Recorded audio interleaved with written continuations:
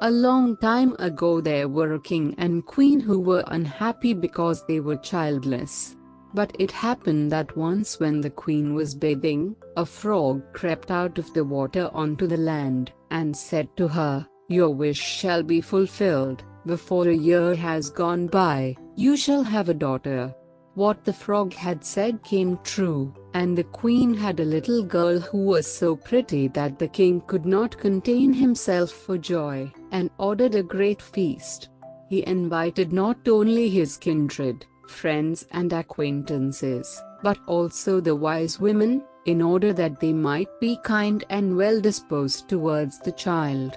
There were 13 of them in his kingdom, but, as he had only 12 golden plates for them to eat out of, one of them had to be left at home. The feast was held with all manner of splendor, and when it came to an end the wise women bestowed their magic gifts upon the baby. One gave virtue, another beauty, a third riches, and so on with everything in the world that one can wish for. When 11 of them had made their promises, suddenly the 13th came in. She wished to avenge herself for not having been invited, and without greeting, or even looking at anyone, she cried with a loud voice, "The king's daughter shall in her 15th year prick herself with a spindle, and fall down dead." And, without saying a word more, she turned round and left the room. They were all shocked, but the 12th, whose good wish still remained unspoken, came forward, and as she could not undo the evil sentence, but only soften it, she said, "It shall not be death, but a deep sleep of 100 years, into which the princess shall fall." The king, who would fain keep his dear child from the misfortune, gave orders that every spindle in the whole kingdom should be burnt. Meanwhile the gifts of the wise women were plenteously fulfilled on the young girl, for she was so beautiful, modest, good-natured, and wise, that everyone who saw her was bound to love her. It happened that on the very day when she was 15 years old, the king and queen were not at home, and the maiden was left in the palace quite alone. So she went round into all sorts of places, looked into rooms and bedchambers just as she liked, and at last came to an old tower. She climbed up the narrow winding staircase, and reached a little door. A rusty key was in the lock, and when she turned it the door sprang open, and there in a little room sat an old woman with a spindle, busily spinning her flax. "Good day, old mother," said the king's daughter. "What are you doing there?" "I am spinning," said the old woman, and nodded her head.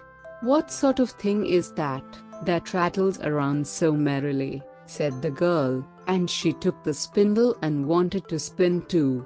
But scarcely had she touched the spindle when the magic decree was fulfilled, and she pricked her finger with it. And, in the very moment when she felt the prick, she fell down upon the bed that stood there, and lay in a deep sleep.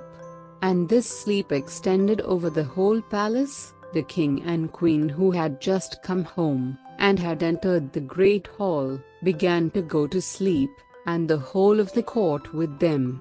The horses, too, went to sleep in the stable, the dogs in the yard, the pigeons upon the roof, the flies on the wall, even the fire that was flaming on the hearth became quiet and slept, the roast meat left off frizzling, and the cook, who was just going to pull the hair of the scullery boy, because he had forgotten something, let him go, and went to sleep. And the wind fell, and on the trees before the castle not a leaf moved again. But round about the castle there began to grow a hedge of thorns, which every year became higher, and at last grew close up round the castle and all over it, so that there was nothing of it to be seen, not even the flag upon the roof. But the story of the beautiful sleeping briar rose, for so the princess was named, went about the country, so that from time to time kings' sons came and tried to get through the thorny hedge into the castle. But they found it impossible, for the thorns held fast together, as if they had hands, and the youths were caught in them, could not get loose again, and died a miserable death. After long, long years a king's son came again to that country, and heard an old man talking about the thorn hedge, and that a castle was said to stand behind it in which a wonderfully beautiful princess, named Briar Rose, had been asleep for 100 years, and that the king and queen and the whole court were asleep likewise. He had heard, too, from his grandfather, that many kings' sons had already come, and had tried to get through the thorny hedge, but they had remained sticking fast in it, and had died a pitiful death. Then the youth said, "I am not afraid, I will go and see the beautiful Briar Rose." The good old man might dissuade him as he would, he did not listen to his words. But by this time the 100 years had just passed, and the day had come when Briar Rose was to awake again. When the king's son came near to the thorn hedge, it was nothing but large and beautiful flowers, which parted from each other of their own accord, and let him pass unhurt. Then they closed again behind him like a hedge. In the castle yard he saw the horses and the spotted hounds lying asleep. On the roof sat the pigeons with their heads under their wings. And when he entered the house, the flies were asleep upon the wall. The cook in the kitchen was still holding out his hand to seize the boy, and the maid was sitting by the black hen which she was going to pluck.